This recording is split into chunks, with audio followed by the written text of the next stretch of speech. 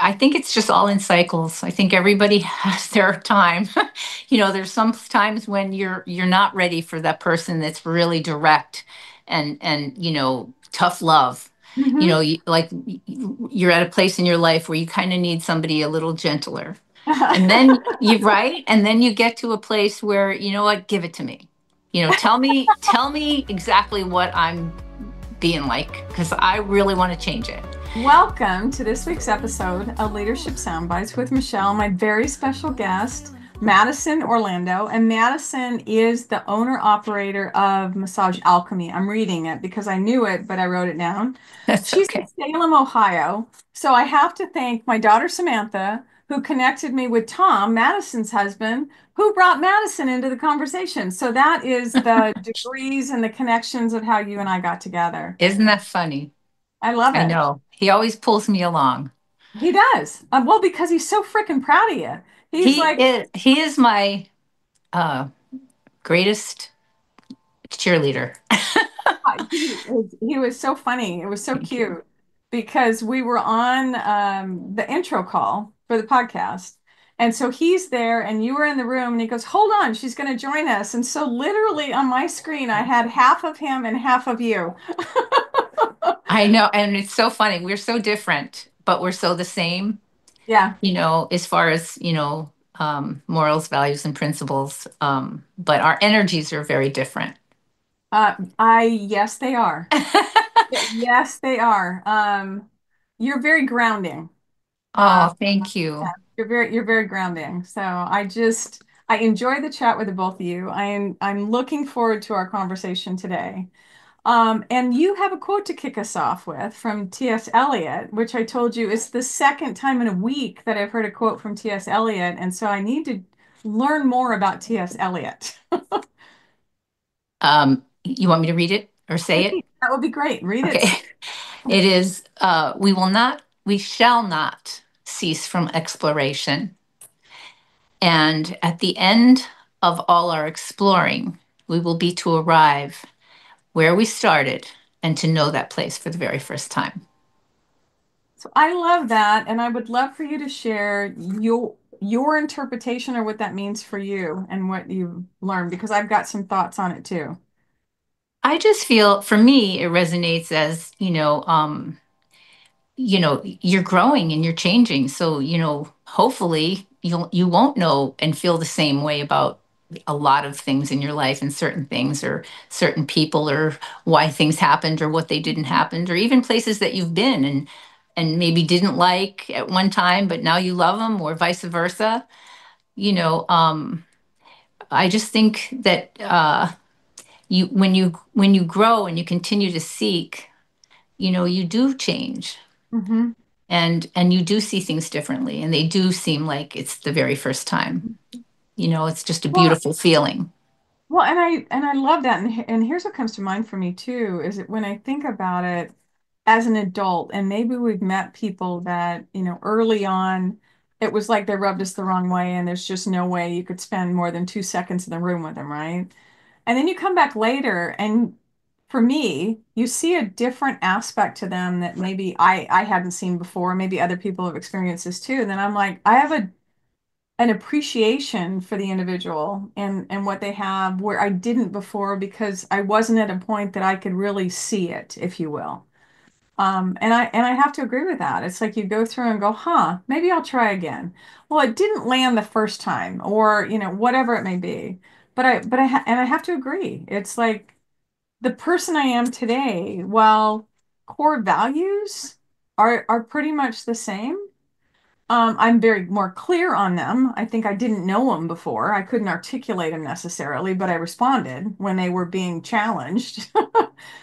But I'm a calmer, more confident in who I am and what I don't need to prove, if that makes any sense.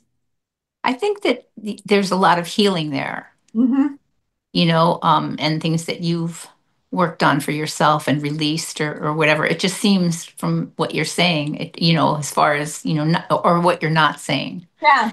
you know, but, you know, I think too that sometimes when someone mirrors us and we don't really see it that way. It's because what we don't like about something in ourself they're doing, Mm-hmm. or we've healed it and we recognize it because we used to be that way Mm-hmm. and we never would again, or we wouldn't. But, for whatever reason, it served us then or protected us then or whatever. And not always, because sometimes a cigar is just a cigar. But, but I find, especially in my work, a lot of the times it's just, you know, um, energetic. It's stuff Mm-hmm. that you're holding that you don't even know because it twists around and entangles itself in your fascia and all your internal meridians and everything Mm-hmm. that's going on. So share with people a little bit what you're talking about and maybe what you've seen and experienced with your clients. Um, I have wonderful clients. I'm so blessed and always have been from when I started. They're just so good to me, and I really I always say that for me, it's just as wonderful to give a massage or Mhm. body work, energy work, Reiki, Mhm. is to get it. It's just Yeah. as wonderful. I feel when they feel so good when they're done with their session, I feel amazing. The only time I don't is if my ego gets involved. Then I don't feel good. I'm tired. I'm exhausted, which is very rare. Like Yeah. in the beginning, before I really knew to understand to let it come through me, like not from me. Like, Mhm. even when you're in the martial arts and you're doing, forms or anything, you're allowing the energy to flow. Mhm. Whether even if you're mowing the lawn, when you're forcing anything, it's a struggle. So Mhm. when you kind of just allow and you realize that you're really just assisting them in creating conditions for health, Mhm. you're not fixing them. Mhm. They're fixing them because you are helping them realign, rebalance, remember. Yeah. Not that, they're not learning anything new. They're remembering how they used to feel, how it felt when they weren't so stressed, or when they took a deep breath, or Mhm. when they had a good night's sleep. Um, and you think better, you're less reactive, you eat better, you make better choices. It's medicine. It Mhm. is not just an indulgence. And I think people are realizing that. I would agree with you more and more. It's so interesting when you're talking about all that stuff where as long as your ego doesn't get in the way, right? That you're energized, you're not drained. And I'm going to make a leap that people are going to go, what? Because literally all the stuff that you were just talking about of not let your ego get in the way and let it flow through you and all that is about leadership too. Oh, So if thank I you. think about, seriously, when I think about leading people, right? The times that it's really, really heavy lift and hard work is when we're coming from here. It's, Hmm. and that's where the ego lives, by the way. Yeah. It's literally when we're coming that space and it's more contrived. And we don't allow ourselves to sit and think about empowering other people or engaging with other people to come together to solution, because what you're talking about is your vehicle for healing, the body, the energy work, releasing stuck things. And the same thing can happen with leadership, that we can gather people and pull people together and get the collective of what the thinking is and not step into it thinking I have to have the answers because that's my job. Yes, like they say, it's more so how you are, not what you do. Because like your examples of it, when people can watch how you would do it, like you said, how you would carry yourself, or how you would treat people, or how you would like engage people. Like, um, I remember years and years ago, I wasn't a massage therapist at the time. I worked at this major health club in Silver Spring, Maryland, and we had this wonderful general manager. His name was Tim Rohde. I don't know where he is today, but he had studied Dale Carnegie, Okay. and he was the greatest boss in the world. Like, people would come in on their day off and clean toilets if they had to for free. Not that he'd ever ask them, but that's how much he was just such a wonderful leader.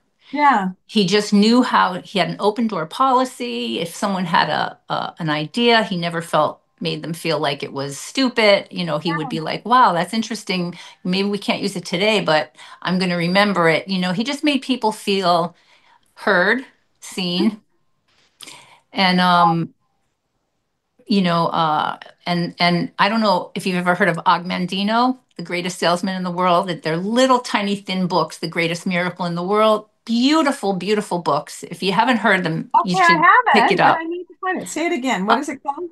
he's passed now. Og Uh-huh. Mandino, Okay. and oh, the books are just such beautiful principles and morals. But The Greatest Salesman in the World is a great one, and the greatest miracle in the world, that's another one. He has a whole like line of them, but those two, they're Okay. two, and they're like this big, but they're so good. They're old, but they're timeless. Yeah. Well, and I think human connections and getting and really good at that and respect for people and connecting with people, all that stuff is timeless. Yes. Not we're not wrapped. Authenticity though. We've been Uh, doing what we've been doing for so long. It's what? I'm sorry, I cut you off. authenticity, like Oh, they can't fake it, like you yeah. said, like it has to be real, like you really have to, you know it has to come through, like you really do. You can't fake caring, you can't fake energy. Yeah. Yeah. You can't fake frequency. Mm-hmm. People know. It's kind of like when somebody goes, I don't care, and they care, but when Yeah. somebody really doesn't care, they don't. Like Yeah. it's just energy. It's so interesting you say that because when I think about authenticity and what you were just describing, it requires us to be vulnerable and not like puking everything out or whatever, but in order to be authentic and sincere, we have to let people in. And Yes.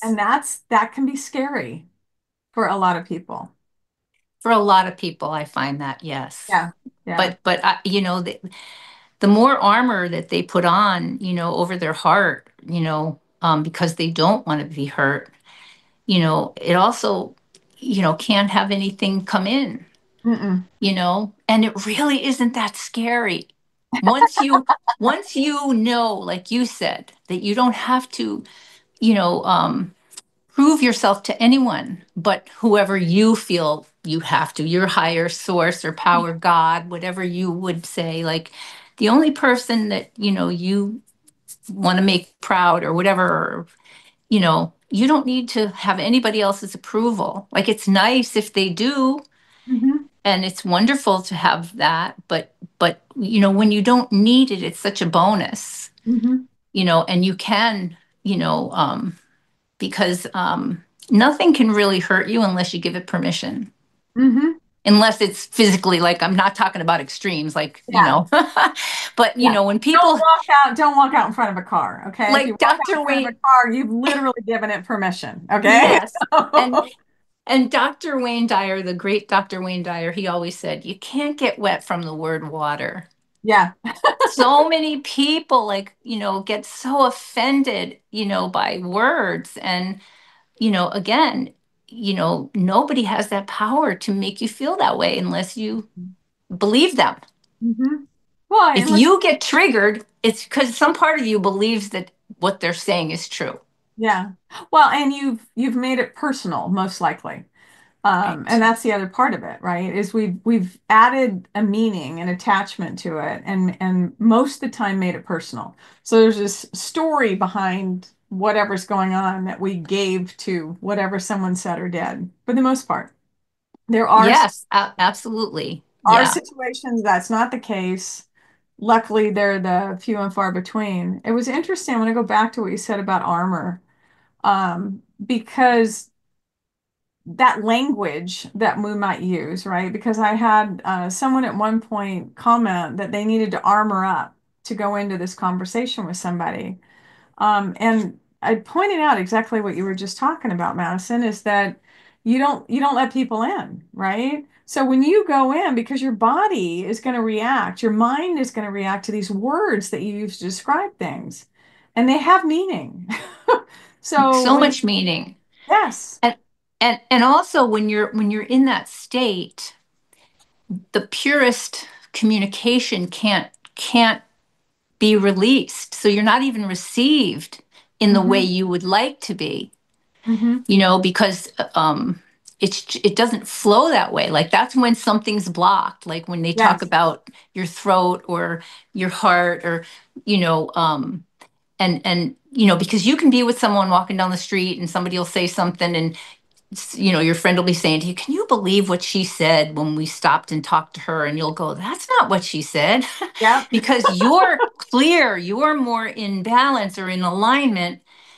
And she may be hearing from the fear or the survival mode or the trigger or whatever it is, Hmm. or he. So yeah, the human could be hearing from that. Yes. Um, what I find to be true, and I'm curious what your thoughts are on this, is around that. So what I coach myself on and what I coach other people on, right, is if what we're saying or the feeling that we have based on the meaning that we're giving something is heavy, okay, that we need to look at it differently because the heavy means it's a lie, right? It's this thing, this untruth that we're carrying around. And so for me, it's about saying, what else could it mean? What else is going on so that I can let go of whatever that heavy is? Because it doesn't feel good when you attach this meaning to stuff. When you go into like the situation you gave where someone goes, can you believe what she said? That doesn't feel good to be in that space. Mm-hmm. And so, as much as we can get rid of that, flip it around and go, okay, let's actually step in differently and look at it differently. And then we engage with people differently. We can hear the rest of the story. We're in this other space, especially as leaders, to where we haven't shut down all of our learning centers in our brain. Because when we go into that, can you believe what she said? We're in survivor mode. We've Yeah. flooded with cortisol. We don't feel good. We're not thinking clearly. So it's like it's a benefit if we can recognize the heaviness and the yuck of the words and the narrative that we have, and then be able to set it down and say, okay, what else could it be? It's true. And I think that's why, like clients that come, not all clients, some come and they're not not many. I don't have many that just come for the body work, Right. and that's my, kind of like my, I don't want to say specialty. I don't know what it is, but for whatever reason, that's the type of craft I think that, I want to offer because I think Yeah. a lot of the healing begins before they get on the table, Mm. because they get to unburden themselves to share. And I always say, like, whatever happens in here stays in here, Yeah. like Vegas, you Mini can Vegas. say This is my mini yes. Vegas. Whatever you have to share, because a lot of the times they don't say those things because they don't want people to know they're going through that. They're good. I'm good. I'm fine. And Yeah. what's the acronym of fine? What is it? Say it. Tell, do It's you know? it's it's effed up, insecure, um, neurotic, and egotistical, or something like Oh, that. there you go. It's a You really know, good meaning. yes, right. And because people are never just fine. I'm No, fine. no. I'm well. That's a real nice one. I love when people say, well, when I say, how are you? And they say, I'm well. And I love that because I just think that's just a wonderful statement. But so I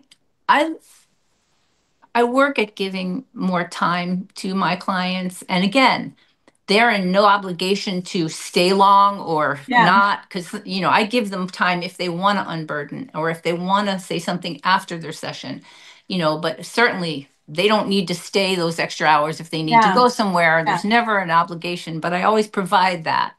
That's Um, cool. yeah, So your scheduling has got to be different then. I mean, very different. if someone comes in for an hour, you're blocking two, right? I mean, it's Yes. like I've got to have buffers around it. Yes. And I think because when I first started out, and again, there's a need for everything. Yeah, I'm not saying that mine's the best way. It just works for me. yeah, It's the way I feel about healing work that, You really shouldn't be rushed. You need time to decompress. You need time to get grounded because some Hmm. people get off the table and they're kind of like a little lightheaded because their blood Hmm. sugar's lower and, their blood pressure's lower, Hmm. so they kind of need a few minutes. And I remember working in some spas, and of course, they have time schedules. They got to fill Oh those yeah. rooms, and they're 50 minutes. And if somebody's late, then it's 45 minutes. And that's Yeah. changing the sheets and getting your sanitize everything. And, you know, so I just never wanted my studio to rush people Hmm. because I was able to not have to. Yeah. And it was just the way for me it made me uncomfortable. It's more Yeah. so probably for me. You're I so don't like to put people through that. So well, and you have a that you share that I'm not going to share, but your background is such that you've gone through things that you have, I'm just going to say a greater appreciation thank you. for people and life and challenges and being able to step in to your power. That you're in a position which is awesome to create that breathing room for people where they might otherwise not have it. Yeah. And again, I'm not a doctor, I'm not a counselor, but uh, for whatever reason, I just kind of I know when people are fatigued Hmm. or when they're like I said, not saying what they want to say, Hmm. and then when they feel safe enough to unburden themselves, I think that's a huge shift Hmm. in being able to get well Hmm. in whatever way. Like you said, it could be, like, oh, can you believe she said that? Like, Hmm. you wouldn't even entertain that stuff because you'd be so excited about other things Hmm. that are going on, or look at your day trip with your friend, or, and Yeah. you just saw somebody that you kind of were uncomfortable with, or so why let it wreck your day? Why let it take any, I always tell people when I teach that, when I studied with Carolyn Mace, Anatomy of the Spirit, she used to always say you get $100 of energy a day. And some people spend $20 on talking about, 20 years ago. They can't let it Uh-huh. go. $5 of it is spent on, that somebody didn't show up on time. Hmm. Another $30 is their mother-in-law or Yeah. whatever. So by the time, they're done, like they're living on $30 a day Hmm. energetically. And they're wondering why they're so exhausted because your life force is not in the present time. It Mm-mm. is 20 years ago. It's at your mother in law's. It's at Hmm. the studio. It's wherever you are sending it.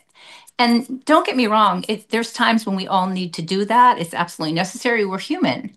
Hmm. It's staying in it and Hmm. doing it for 20 years or 5 years or even 5 months. Yeah. You know, because what it's doing is really robbing. It starts to become conscious, Hmm. and then it starts to take from your cell tissue because it has no energy to Mm-mm. pull from, Hmm. no life force, Hmm. if that makes sense.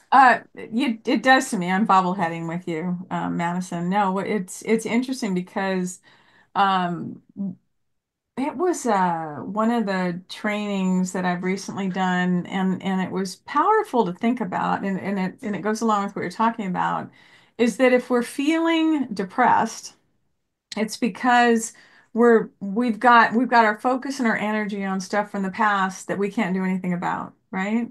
So the fix to that, if you will, is to ground and pull all your energy into the present moment. Bring it all back to your point, right? It's like get it away from your mother-in-law, get it away from the thing that happened 20 years ago. If we're feeling anxious about stuff, it's because we're looking into the future and trying to get control of that. Same solution, pull it back into the now. And so there was this one meditation, the visualization was literally about, it was one of the energy, I think it was Jeffrey Allen. The visualization is when you ground, visualize all your energy from everywhere coming back to the here and the now. And so to your point, you're getting your $100 of energy back into the Yeah, you got a now. hundred bucks of energy for your day. Yes. So So why give it even a dollar of it to something negative? yes. So and the feeling that you can get when you just start to focus on that, right? So if you're feeling like stressed, overwhelmed, God, there's no time to get everything done. One of the things I offer to people and I say to myself is there's plenty of time to get everything done that needs to be done. There's plenty of time to get everything done that needs to be done. And people look at me like I've got three heads sometimes. And I'm like, but think about the words. There's plenty of time to get everything done that needs to be done. And this is a true statement because what happens is we send ourselves into the stress because this list of stuff, we're telling ourselves it all has to be done right now. And that's a lie. It's true. It's a And lie. nothing, and anything that is truly for you is never going to pass you by if you don't get it done that day. Yeah. It's going to come back to you when you're able or when you're Yeah. ready, Yeah. you know? I know probably, moms that are working with three kids and all kinds of sports might not agree that there's not enough time, Yeah. you know, but, or dads, but, again, then you've got to like take more care of you too, Hmm. so that you'll have the energy to do the things that you choose, I guess you would say. Yeah. Because Yeah. some people, that's their, it's like, listen, I have three kids and they're in three different schools. And, so sometimes the only time they really get to receive is when they're on this table, Hmm. and they can take that inhale and shut off everything for just, Hmm. whatever time they book. Yeah. Yeah, no, I totally agree. I could be in the room and listen to you and chat with you for a really long time. And then it would be this super long podcast. That's okay. I would love to at some point have you back. I enjoyed chatting with you. Thank you. Yeah, well, thank I you. loved being with you too, and thank you for the privilege of asking me to Oh, come. I yeah. really appreciate that. Oh, yeah, no, I've enjoyed it. So I've got one last question for you, Madison. What are one or two things that you would love people to walk away with just on the stuff that we've talked about?